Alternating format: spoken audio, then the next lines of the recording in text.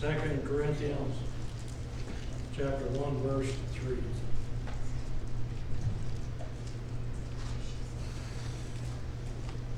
When you find it, Tony, read it for us, please.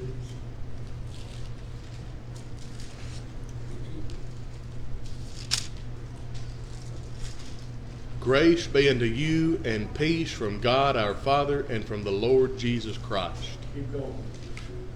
I thank my God always on your behalf for the grace of God which is given you by Jesus Christ. What are you reading? Oh, that's 1 Corinthians. This is second. Where did he go to school at? Hey, let me tell you. Where did he go to school at? It was confusing me. This makes more sense with it. Blessed be God, even the Father of our Lord Jesus Christ, the Father of mercies and the God of all comfort. Now you have the word comfort there, consolation, and it's a word that comes from a Greek word that means to calm, beside. The primary meaning is encouragement or appeal. In his lexicon, Bauer says the third meaning of this word is comfort. The primary meaning, encouragement. But notice in the verbs, we'll read the next verse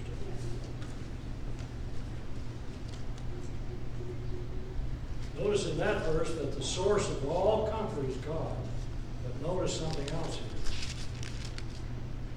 Who comforteth us in all our tribulation, that we may be able to comfort them which are in any trouble by the comfort wherewith we ourselves are comforted of God.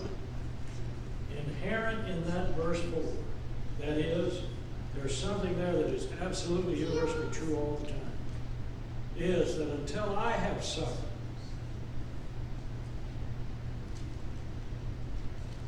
I haven't learned how to comfort others or encourage others yet. Once I go through it, then I can learn from the experience to go out and help others. That is the only sense in which I see that grief is important, in terms of what's good about it. I don't think there's anything that I can say that's good about this process because it's a hard process. But remember that we are angry at an enemy, death. Death is not a friend. It's an enemy. The Bible says so. The last enemy to be defeated is death. And so I get angry at it. It's an enemy. It doesn't do good things for me. But there is something good that can come out of the experience, and that is the ability to help others. But I still think I need to be trained on some areas of how to do that. That is, how to help others. Grief is an important, normal response, Dr. Wolfelt taught us, to the loss of anything that's significant in my life, be it a thing or a person. And we have these emotions going on. And since grief is a universal experience, what I'm often wondering is, how do non-Christians deal with it? I've had the experiences of being at the deathbeds of non-Christians and Christians. Let me die the death of the righteous. Amen. They do it better. You know, they don't like it, but they do it better. Nobody likes it. It just happens. But the non-believer really has problems because he's coming to the end of his life and there's nothing in his mind to which he's headed. The hardest part of grief is memory. I've already talked to us about that. That means I have to live with pain because I'm not going to forget. One has lost a cherished person, and he has the right to grieve. It's God-given right. There are phases of grief, stages. And notice what I wrote there. They seldom occur in any order. The reason people think there's an order of it is that Catherine Kubler-Ross wrote a book years ago called On Death and Dying. And she talked about the 5 stages that people go through when they're told they're terminal. And from that book, not that she said it, but from that book, people got the idea, I go through stage 1, 5, now I'm done. And then we got the idea, why don't you get over it? What we know now is these stages, these indications occur at any time, in any order, and they can recur and recur and recur. Research questions the conclusions of her and her ideas about such stages. Here are her 5. One person I have has 7 stages in his psychological process. Another person I read had 10, and one guy I've got has 12. Well, these 5 could be expanded, I suppose, into other areas. These are the 5 that people experience the most, but the order there is not necessarily that that's on screen. You could go through acceptance and then go back through the others. It just happens according to your uniqueness. This first thing that's listed up there, denial, I would rather call that isolation. I don't want to hear it. It can't be true. Are you sure? You don't mean can't be real. And that is a very normal reaction to bad news. I can't believe. It's what I said when they drove in my driveway and said, Richard was just killed. I said, are you sure? I got into denial immediately. It's temporary. It doesn't last long. Because the reality is you have to go to the funeral. But it is a process. People feel it. And it's a tremendous wave of pain. It's shock is a good way to describe it. Shock.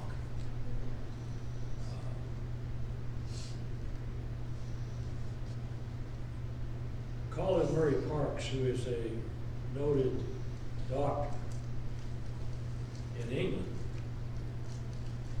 he says that when people are grieving, they visit him with abdominal pains,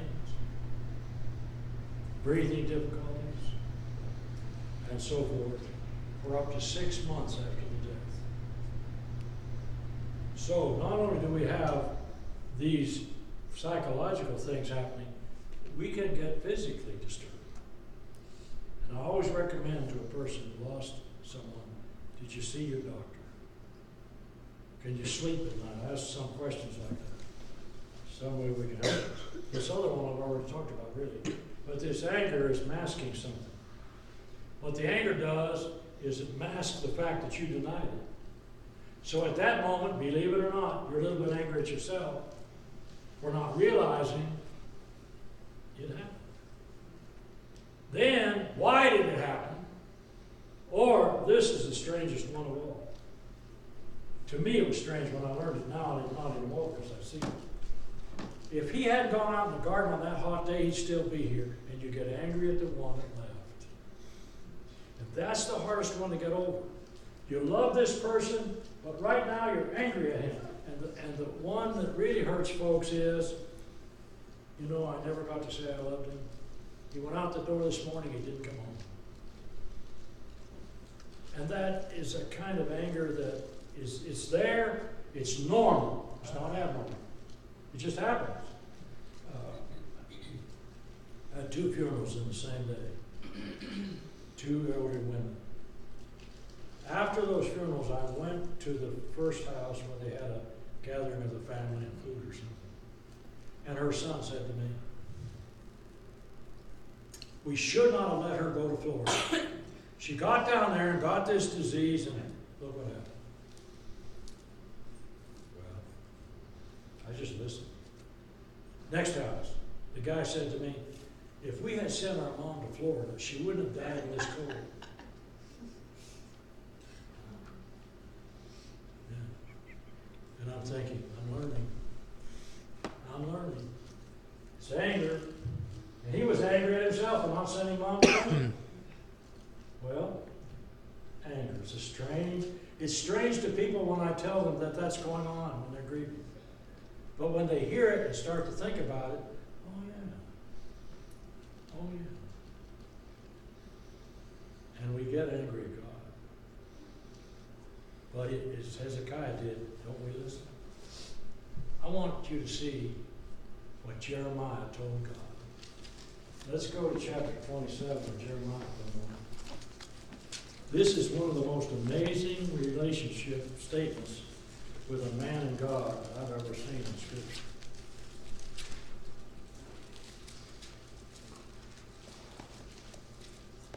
Chapter 20, I'm sorry, not 20. Chapter 20, verse 7. I think I said 27, didn't I? Yeah. That's what it is, but it's chapter 20, verse 7. Now, I have to give you a little background about Jeremiah here. He was from a little town called Anathos, in the Hebrew, and that whole town had turned against him.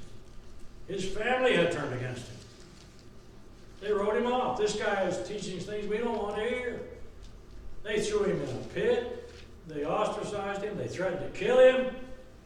And here he was, called by God to go out and preach.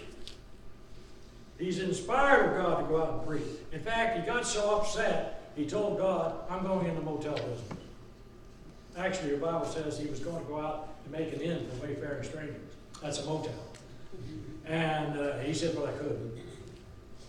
Because his word was like a fire in my bones and I couldn't contain it. But I want you to notice here, when he was so angry about the loss of his family, his hometown, everything he had in life, he had no job, he had nothing. Here's what he said to God. This is verse 7. He said, Lord, thou hast deceived me. What? He is so angry at God. He said, you deceived me. And I was deceived because you're stronger than I am. I believed you. And you won. I'm in derision. Everybody mocks me. Is he angry? Yeah. There's nothing in the text that says God got upset. He's just listening. His child's angry. It's hard for a human being to understand. I want to spend my whole life preaching, but look at the way folks treat me. If I tell people I'm a preacher today in my hometown, they go, you? If I tell them I'm a preacher in a local grocery store, they go, I'm not interested. And so on. They don't want a preacher around. Sitting on an airplane one time, this guy was telling me something. He was just cursing up a storm. He said, what do you do? I said, I'm a preacher. He started to apologize to me for all the cursing. I said, if you didn't mind that God heard you, don't worry about me. I mean, they just treat us strangely. Well, Jeremiah's upset. He wasn't just treated strangely. He was hurt. Deeply hurt. And he told God, you deceived me. For since I spake, he said, after I said that, watch what he says. He realized, I really shouldn't have said that. I cried out, I cried violence and spoil because the word of the Lord was made a reproach unto me and derision dead. Then I said, I will not make mention of him. I'm not going to do this anymore. He was angry, but for Jeremiah's credit, he knew he was angry. And God listened. That's what's important to me. There was a movie years ago called The Apostle. Robert Duvall was the star. And in fact, he wrote the movie himself. And in the movie, the associate preacher with him in some kind of Pentecostal group takes his wife. They start living together. Well, Robert Duvall kills him in the picture, the associate preacher. But the night before he kills the guy, he's in the upstairs of his mother's house. He moved out of the house. He's at the upstairs, and he's walking back and forth, and he says, God, I love you, but I'm angry with you. And I thought, an atheist wouldn't do that. But a child of God might. Because he's talking to his father, who he thinks did him wrong. When in fact the father had nothing to do with it. Sin did. But it was interesting to me, the line, I'm angry with you, but I still love you. Do you get angry with your fellows? Always? How are you going to get one? strange thing to talk about when you're talking about grief. With Jeremiah, with Hezekiah, with Keith, when I'm rational, I know that all of that came out of my emotion, my grief. And I'm not really to be blamed. And God doesn't blame me, and that's important to me. And when I realize I really had no reason to be angry, then I'm starting to heal. But initially, you can say, why? And so on. It happens. It happens all the time. When my grandson died, the reason he died was the doctors made a number of mistakes. When a woman is carrying a child, she's to be given a shot to ward off beta streptococcus pneumonia. All of you women carry that germ. It has to be stopped by a shot. She didn't get the shot. Then they stopped the birth process for about 24 hours thinking the baby wasn't big enough. And in fact, it was, but they kept him in that birth canal all that time, and all of that poison, all those germs got him. So he didn't make it. Well, she's angry at those doctors. And I asked her what she did. She said, I got on my stationary bike, and in my mind, I imagined there was a doctor in front of it, and I ran right over it. How many of you have a kitchen table? A card table? She doesn't have one, bless her heart. You got it. You got a kitchen table? You ever been mad at Mom? You want me to give you a secret way to get rid of it and it won't affect you? You get a daily newspaper or a magazine or something. You get that thing out and when nobody's around, you beat that table to death. That table is broad. And you beat it to death and you tell it everything you want to tell him. And when you get done, you'll feel so good. And he'll be saved. What if you're angry with God? Same process. Take it out on the table. It works. Angry at my boss at work, or a friend, or somebody didn't do me wrong. Right. Man, I wish more preachers and elders would do that. We wouldn't have to fight at the meeting. Beat that table. You think that's silly. You pay $125 an hour to get some psychologist to tell you that. Go home and beat the table. And that's kind of silly. So anger is one of those stages. Then you have something called bargaining that takes place. If we hadn't sent her to Florida, if we had sent her to Florida, they're bargaining. Maybe there was a way we could have gotten around this death. We should have taken him to the doctor sooner. Or why didn't he get that taken care of? We should have gotten a second opinion. We had an oncologist tell us one time in our group called This Day Is Mine. It was a cancer support group. Dorothy was present. But he told us, always get a second opinion. Well, now I know that's not a bad idea to avoid this bargaining idea after you start blaming yourself for what you're doing. And it's normal, but it's just what happens. It's a reaction to that feeling of helplessness when that one's dead. I can't do anything. Maybe I should have. And I wish I had tried to be a better person toward them. Bargaining. You know what we're trying to do? Secretly, we're trying to make a deal with God.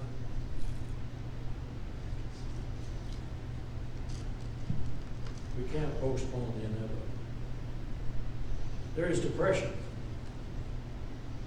Two types are associated with grief. The first one is the practical way that I relate to the loss. I'm sad. I have regrets. I wish I had said something to him before. That's one kind of depression. There's another kind.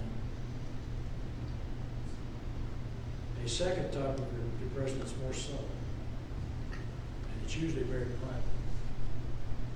This kind of depression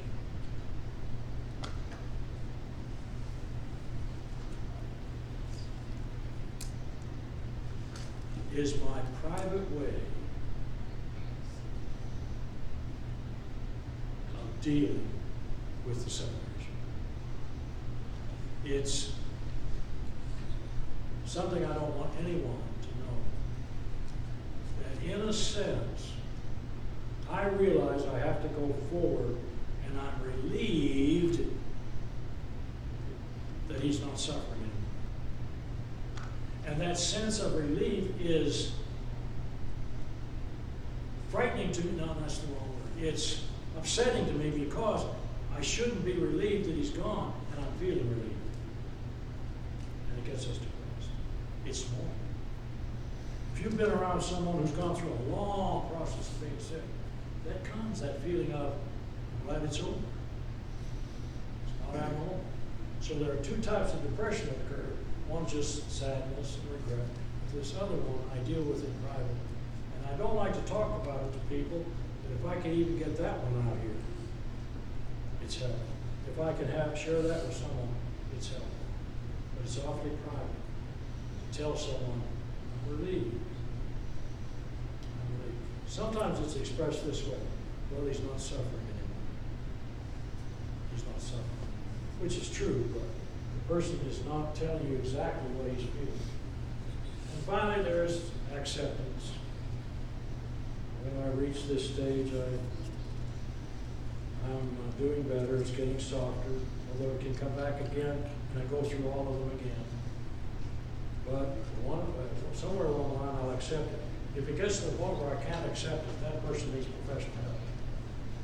You must have professional help. Pathological grief is impossible to cure in a counseling session. I got a call one night from an elder, please come over to the house, hurry. And I went over to the house, and here she was, sitting in a recliner, all in a fetal position, in the dark. This woman was grieving for the reason that her daughter was told she was pregnant. And this woman realized, I can't have any more children, I'm coming to the end of life. And it put her into pathological grief. And when I looked at her, I just said immediately, Bobby, call an ambulance. You've got to take her to the hospital. I can't help her. She's in big trouble, and she needs help. This is a woman who is very nervous by nature, very emotional by nature.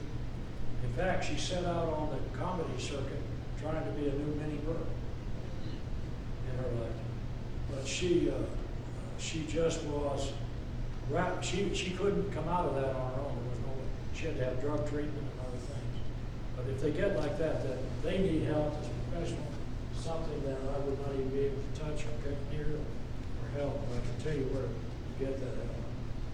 I have some notes here about 7 stages of grief. And this one that he has, I won't tell you about. It's not on the screen there. This fellow calls one of these symptoms. He says, when you start to get depressed,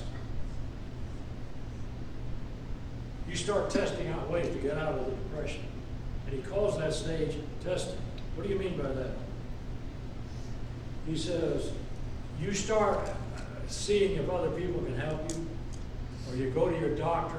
He says that's a phase of grieving. He calls it testing. I think what you're doing is just sad and you want to go and go. But he sees that as another stage. Here's a guy that has 10 stages of grief. Not important. Not important. Let's go to 1 Corinthians 10. In the New Testament.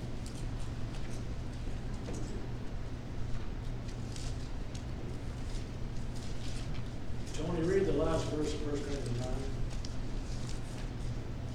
But I keep under my body and bring it into subjection, lest that by any means, when I have preached to others, I myself should be a castaway.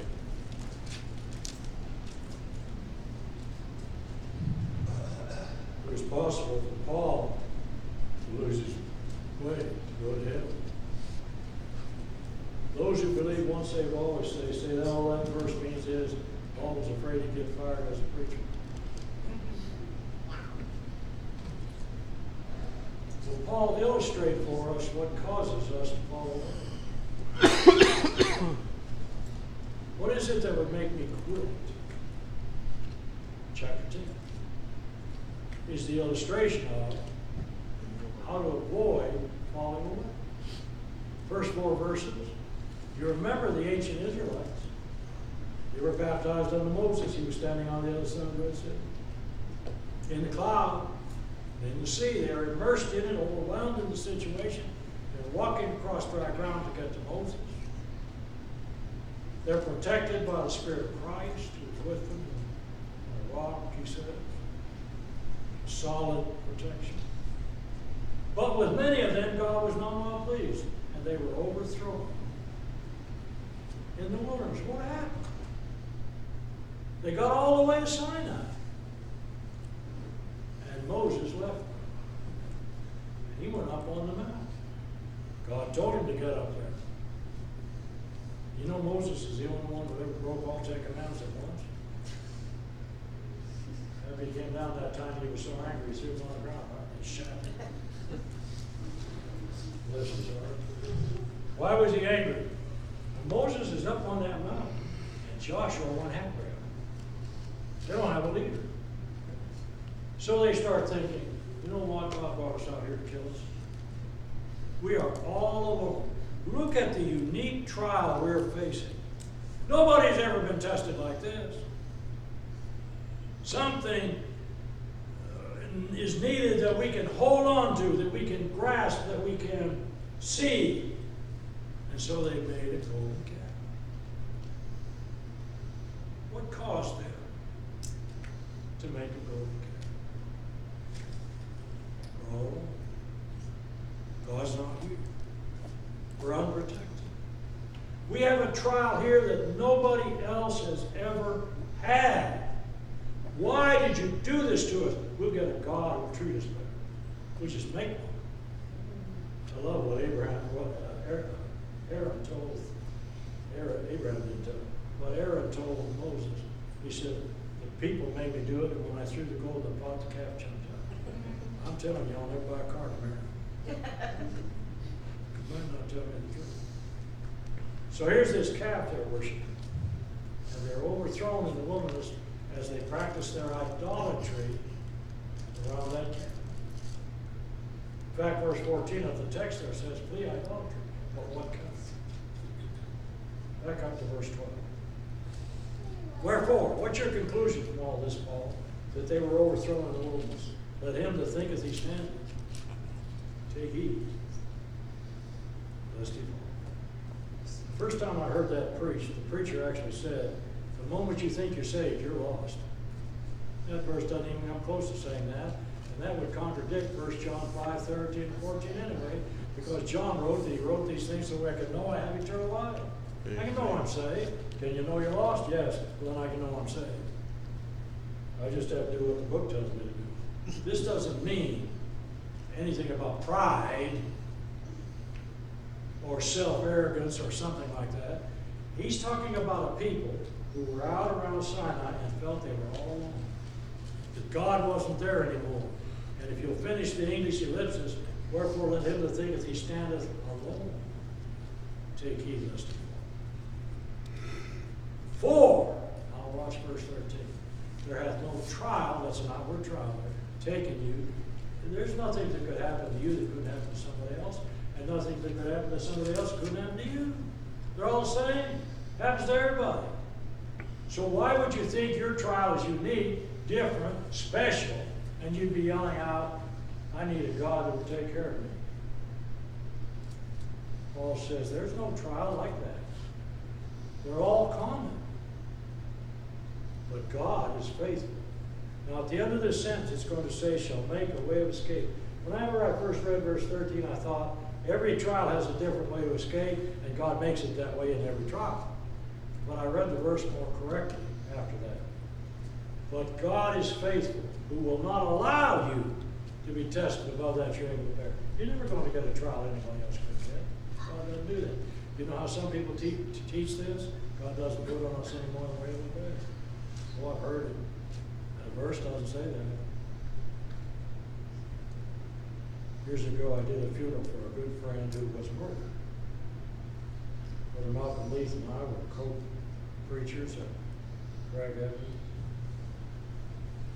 He loved to make little things for his grandchildren out of wood, scrap wood.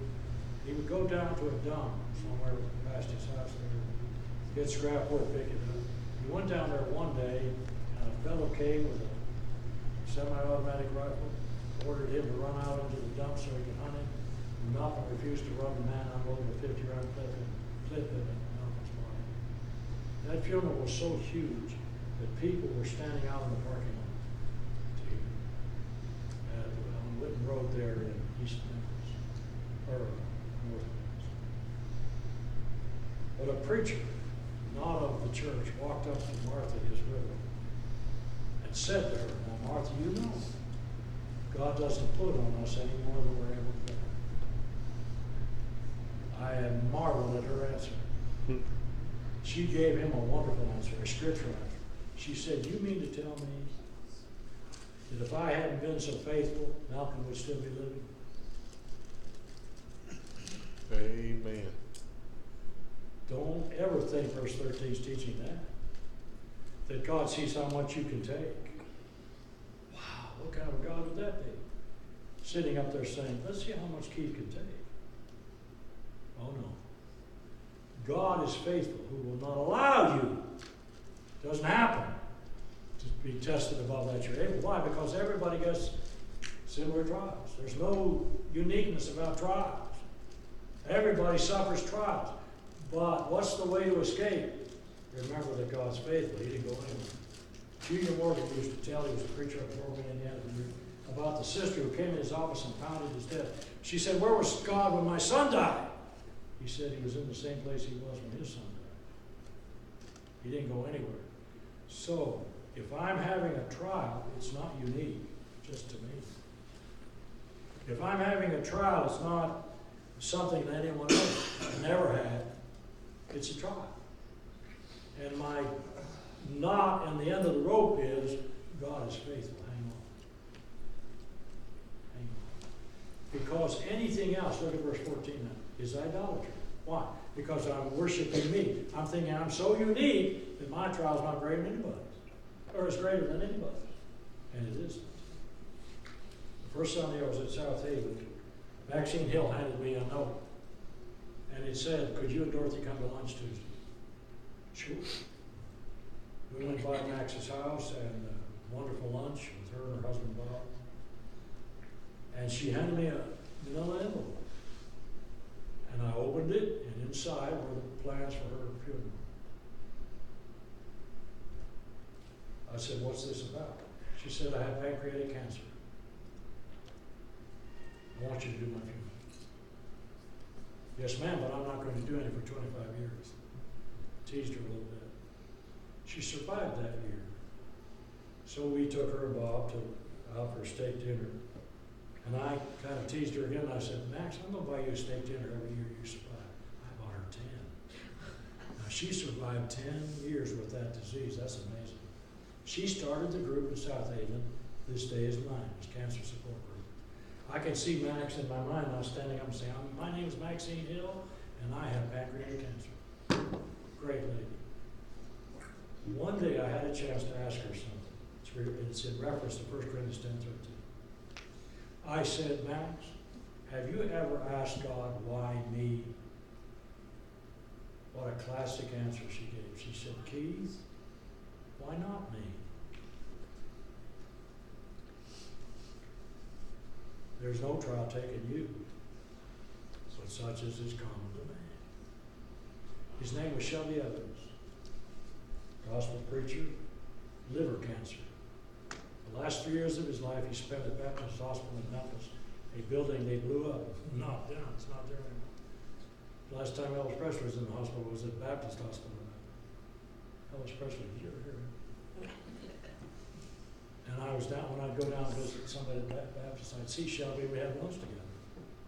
And one day I said to him, "Shelby, how do you deal with being terminal?" He said, "Keith, you're terminal." There had no trial taken you, but such as is common to man. Notice this point. And One who experiences any of the foregoing emotions following loss is going through a natural reaction to loss. It's not unnatural. And in time he'll heal, but he will never forget. Contrary to popular belief, one does not have to go through each stage in order to heal. Well, I already did. Jeremiah, 1 Corinthians 10. So now you have a passage of scripture that should help.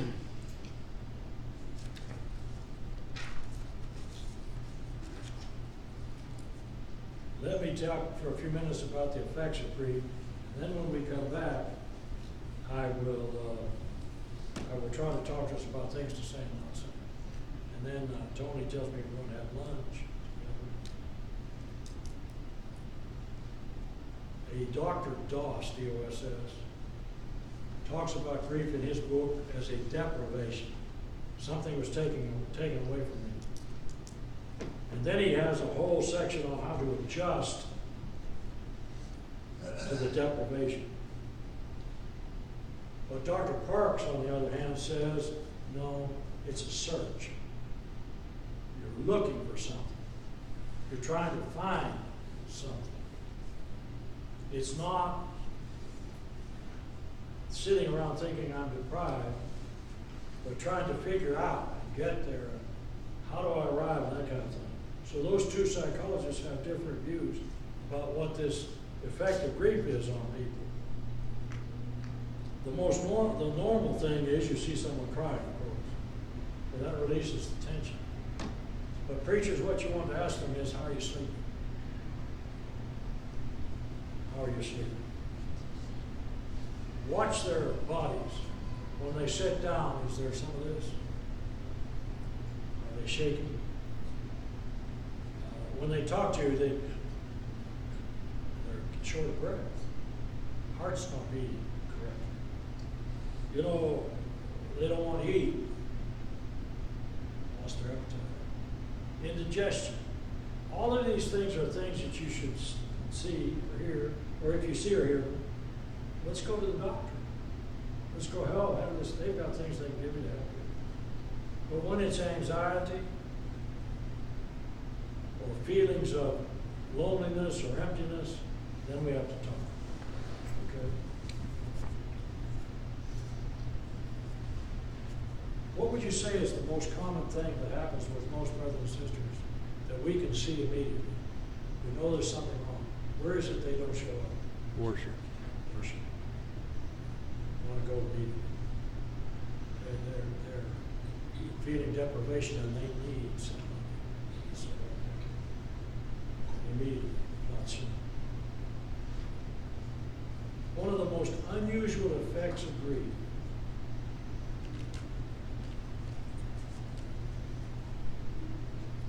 is that the person who's mourning starts to take on the characteristics of the person that died.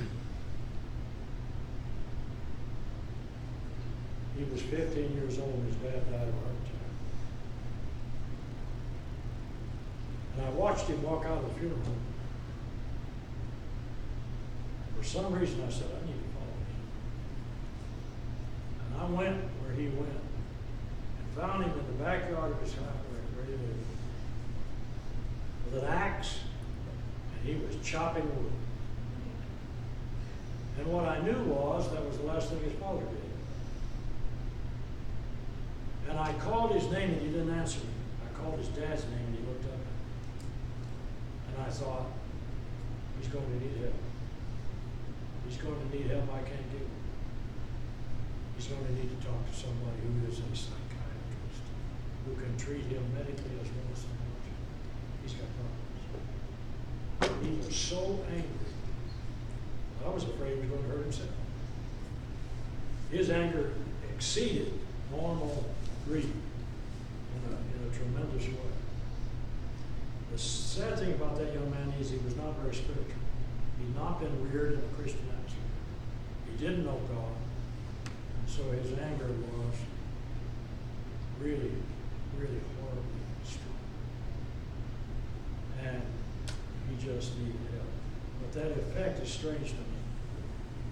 When the first death I ever remember as a boy, I was about 9 or 10. One of my grandfathers died. He had cancer of the lungs from smoking. He fell off of a seat onto the floor. He hit his head, had a lump right there. Guess who developed the lump right there? I did. My body somehow so grieved took on that lump. People had to work out. I don't know. Nobody hit me. They probably wanted to many times when I was younger. That's it. We sometimes take on the characteristics of the one who is gone. There's another effect.